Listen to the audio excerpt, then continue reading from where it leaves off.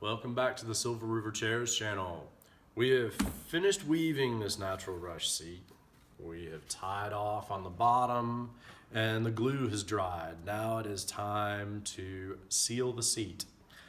Natural rush, it's important to seal the seat. It helps bind everything together because it is twisted grasses. Also, it gives you some protection, stain, wear, and whatnot. Now for natural rush, you do have little scraggly things that peek up, so you want to come through before you do and before you seal it and clip the tiny scraggly things off. I've done that on most of this chair, and this is something that you could do forever, so at some point you just have to decide it's done as well. What you don't want to do is have little things sticking up that then become crispy, hard, pokey things when you put your clear coat on.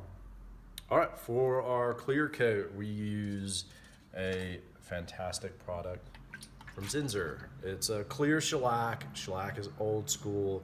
We much prefer the clear shellac. They make an amber shellac as well. The amber ends up being kind of a weird orange color. I'm sure in the right circumstance, it's just the right product, but for us, doesn't work. I start applying shellac on the bottom side of a chair, and that way any drip over, which you're trying to prevent any drip over on the side, but if it does drip over, at least it's not dripping over onto the front. The bottom gets done, then we'll flip it over and do the top. It's a brush on situation. We have just a chip brush and applying it here, getting close to the edges.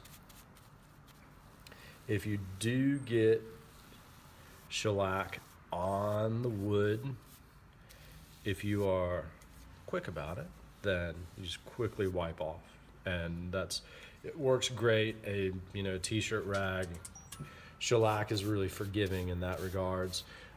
If you want to tape off the wood, then you can do that.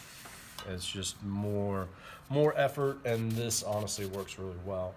So I'll continue in that fashion, hit the entire bottom of the seat, then flip the chair over and hit the entire top of the seat. Shellac dries quickly, and then we'll be ready to reassemble the chair. Thanks, and we'll see you next time.